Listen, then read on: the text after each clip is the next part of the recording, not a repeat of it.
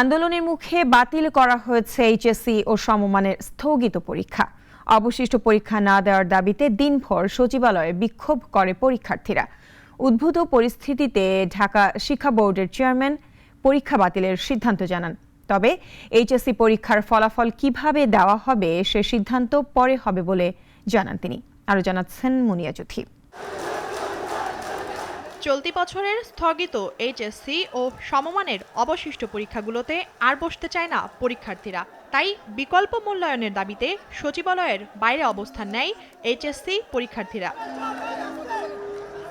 এক পর্যায়ে কয়েকশো পরীক্ষার্থী মিছিল নিয়ে সচিবালয়ের ৫ নম্বর ফটক দিয়ে ভেতরে প্রবেশ করে। এখন সময় অনেক নষ্ট হচ্ছে, আমাদের সামনে অ্যাডমিশন, আমাদের অ্যাডমিশনের প্রিপারেশন নেওয়া লাগবে। আমরা কি দাবি জানাইছি? আমরা পরীক্ষা হলে বসবো না সেই জায়গায় আবার কিসের 50 মার্কের পরীক্ষা? পরীক্ষার্থীদের দাবি, ইতিমধ্যে যে কটি বিষয়ের পরীক্ষা হয়েছে তার ভিত্তিতে এবং স্থগিত বিষয়ের পরীক্ষা সংশ্লিষ্ট বিষয়ের সঙ্গে ম্যাপিং করে এইচএসসির ফল প্রকাশ করা হোক। অনেক টাইম ওয়েস্ট করানোর পরে আমাদেরকে শেষমেশ বলছে যে পরীক্ষার রুটিন বাদ দেওয়া হয়েছে। আমার কলেজে বিভিন্ন সহপাঠী মারা গেছে, এখন বিভিন্ন সহপাঠী এখন হসপিটালে ভর্তি আছে।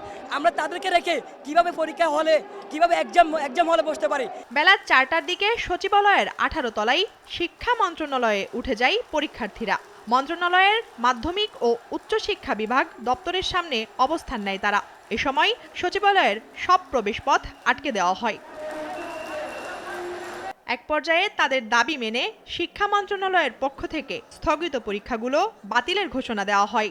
ঢাকা বোর্ডের চেয়ারম্যান ও আন্তঃশিক্ষা বোর্ডের সমন্বয়ক অধ্যাপক তপন কুমার সরকার জানান, এইচএসসি পরীক্ষার ফলাফল কিভাবে দেওয়া হবে সে সিদ্ধান্ত পরে হবে। 2024 সালের এইচএসসি ও সমমান পরীক্ষা শুরু হয় গত 30 জুন।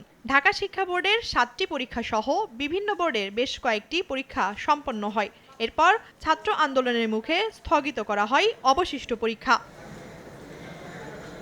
মুনিয়া জ্যোতি, নাগরিক, ঢাকা।